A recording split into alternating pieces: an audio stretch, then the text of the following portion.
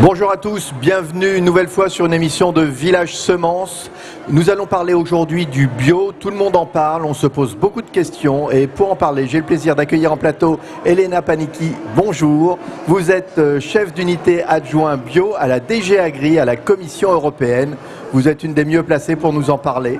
Alors, le marché du bio en Europe et en France, quels sont les chiffres que vous avez à votre disposition ? Bonjour tout d'abord. Et alors, je vous donne quelques chiffres pour vous donner un peu une idée de quelle a été la croissance du secteur dans les dernières 10 années. Avec une croissance de surface de 70% dans les dernières 10 années, on peut sûrement considérer les bio comme le secteur le plus dynamique de l'agriculture. Il faut penser qu'en Europe, en 2017, on comptait des 13 millions d'hectares en bio, avec une croissance sur l'année antérieure de 800 000 hectares.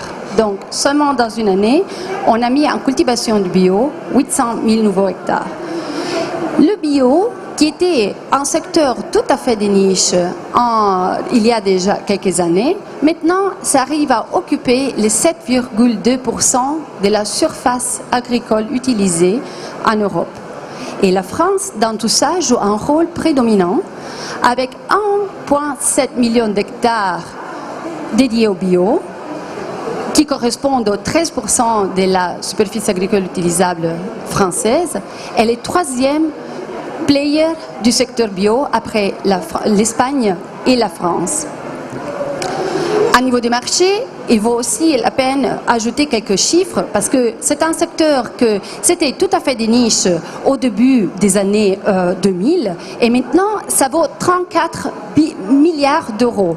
Et la croissance dans les dernières 10 années a été impressionnante et la valeur du marché global a doublé et l'Europe joue un rôle fondamental en étant le deuxième marché mondial. La France, dans tout ça, est le pays où les secteurs vaut le plus, après l'Allemagne, avec 8 milliards d'euros comme valeur de marché du bio.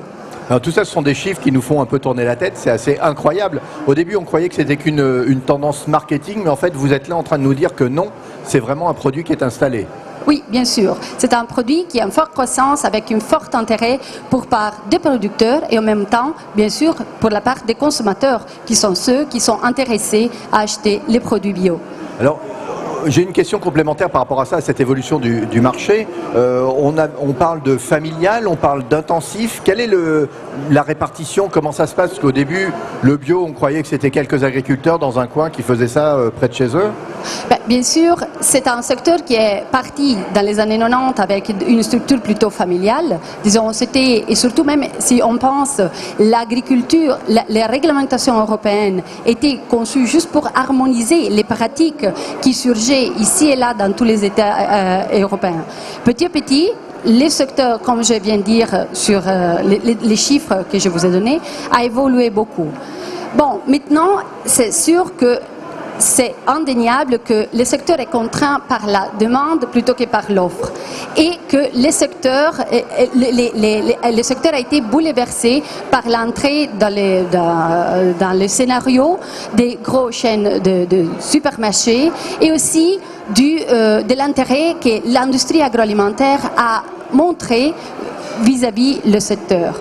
Donc, mais c'est l'industrie qui considérait que le secteur était, il y a quelque temps, un secteur de niche et plutôt complexe. Mais maintenant, ce n'est pas la question de la réglementation de s'adapter aux exigences de l'industrie, mais plutôt c'est le contraire. C'est l'industrie qui doit s'adapter aux principes du bio.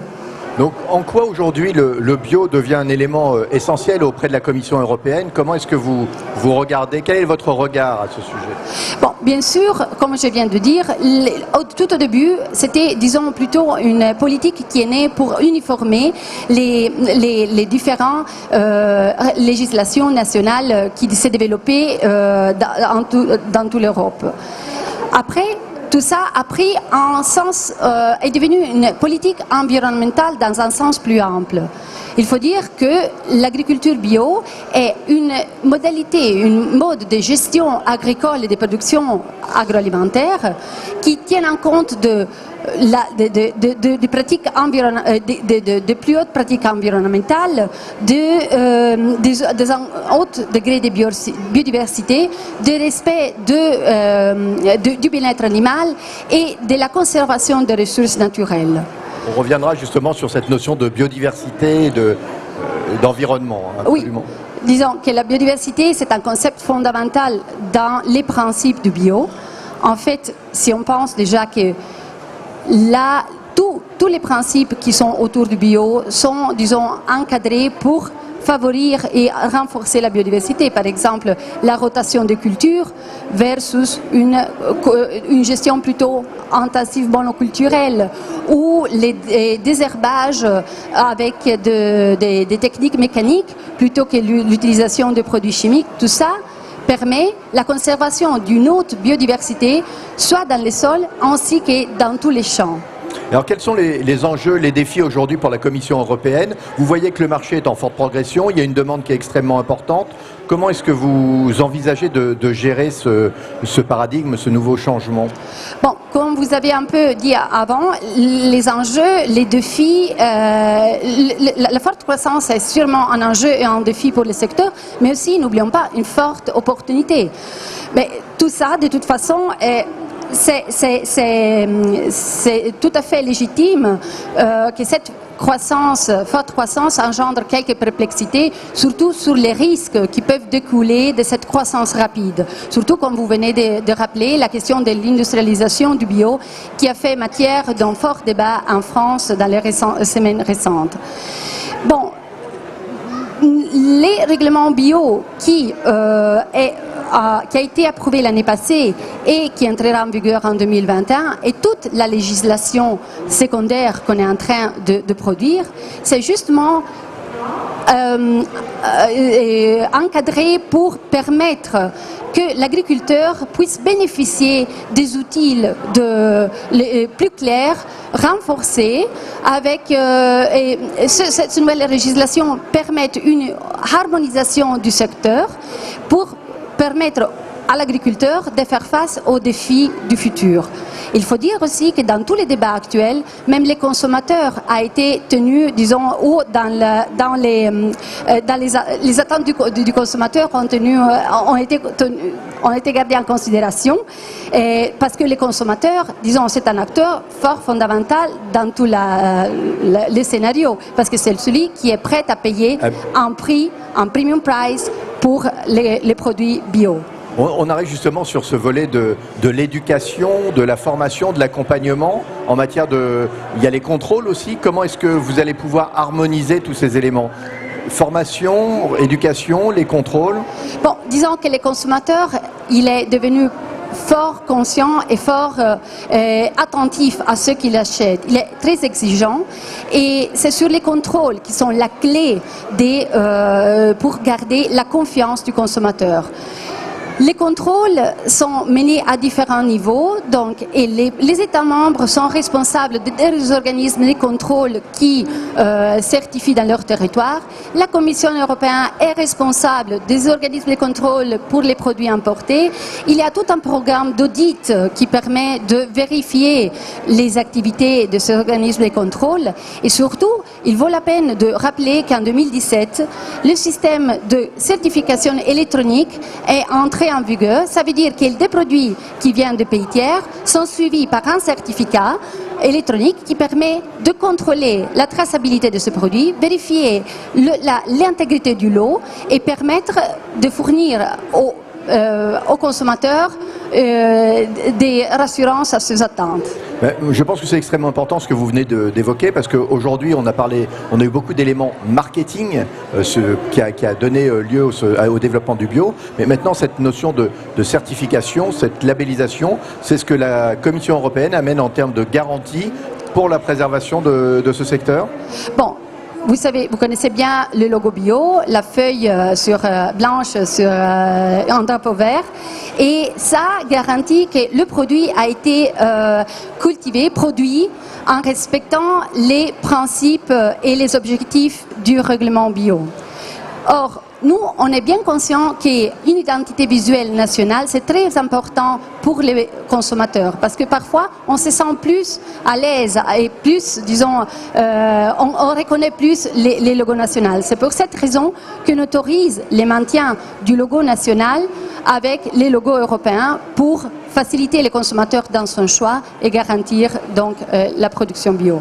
Alors il y a le dernier volet, on a vu que le bio c'était quelque chose en totale évolution. Est-ce qu'on peut parler d'innovation? Est-ce qu'il y a encore des innovations possibles dans le secteur?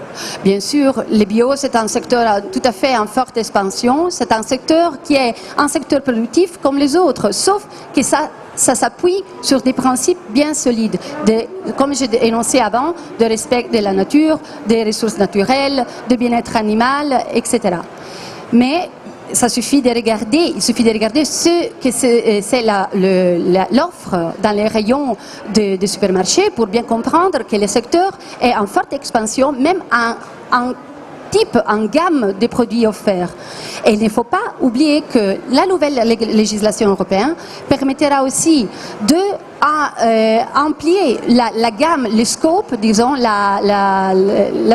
les produits qui seront couverts par les législations, justement pour être en ligne avec l'évolution du secteur. N'oublions pas en plus que dès qu'on est dans un village semence, que la nouvelle législation permettra aussi de récupérer, disons, de la tradition, des semences hétérogènes qui permettront une meilleure adaptabilité aux conditions environnementales pour l'agriculture biologique. Et en plus, n'oublions pas que le nouveau règlement inclura aussi des secteurs assez intéressants comme celui des insectes. On en a parlé, et puis là il y a une start-up qui a levé énormément d'argent là en France très récemment, oui. Insect. Ouais. Ça fait partie justement des sujets, le bio à tous les niveaux. Oui, exactement. Elena Panicki, je vous remercie pour toute cette explication. Un marché du bio absolument incroyable, des chiffres qui donnent le tournis. Restez avec nous pour une nouvelle émission sur Village Semence. À très vite. Merci.